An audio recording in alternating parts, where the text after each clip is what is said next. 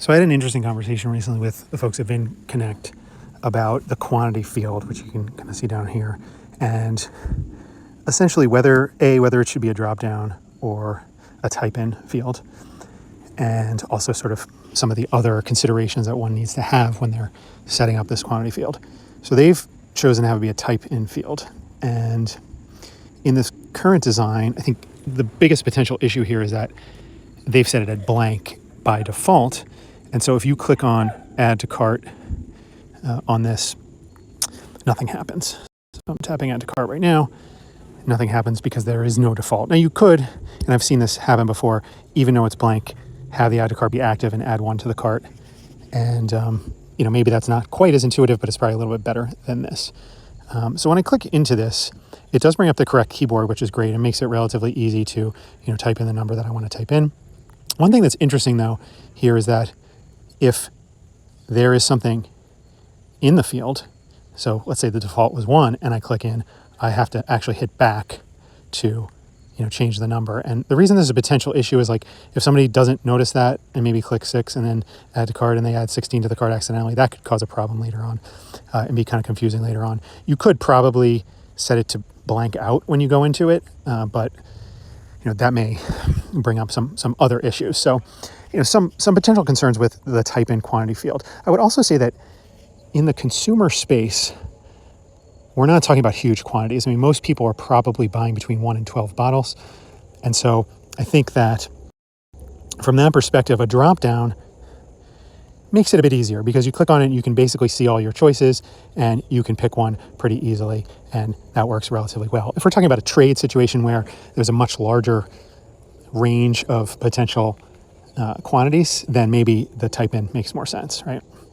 I brought up last bottle because I think they do another really interesting thing. In addition to the drop down, they call out free shipping once you go to 6. And this is a flash sale site where all these flash sale sites have these free shipping offers on a certain amount of bottles. And I think it's really interesting that they use the quantity drop down to sort of emphasize that and drive people to that number, which is pretty cool.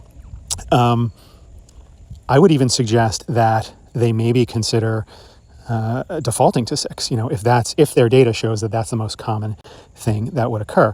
So if we go to another flash sale site, WTSO, they actually do that. So in this case, it's free shipping on 3 or more bottles. And as you can see, the default is 3. 4 is actually more common for them, and it's usually the default of 4. You can obviously switch it to lower than that. They don't call out the free shipping thing like last bottle does. And you can easily switch it with the drop down. I would say that once you get into up to 36 bottles, it gets a little silly. I mean, how many people are buying 29 bottles? That could be a little bit confusing. But that's going to vary store to store in terms of what you want to make the max to be and how you want that behavior to be. The other thing I would note here is that you do want to make sure that this sort of base level is that your metrics back that up, right? Because I'm assuming that they've learned that people will buy the minimum amount for the free shipping, and that's why they're doing it. If your numbers don't suggest that, then I would suggest defaulting to 1 because that's what people are going to be used to from using other e-commerce sites like Amazon and such.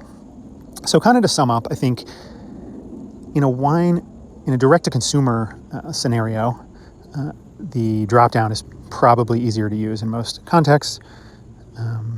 If you can add the free shipping into that can add a nice little incentive, to drive people to that right spot. And free shipping is always something people are looking for, obviously. And then you do want to always have a default, even if you have a type in, having that default so I can just click on add to cart by now, whatever your button says, and that will get added. That's important as well. But also you want to look at your metrics and understand, what the common patterns are for people and follow those and to make it as easy as possible to get through this form as quickly as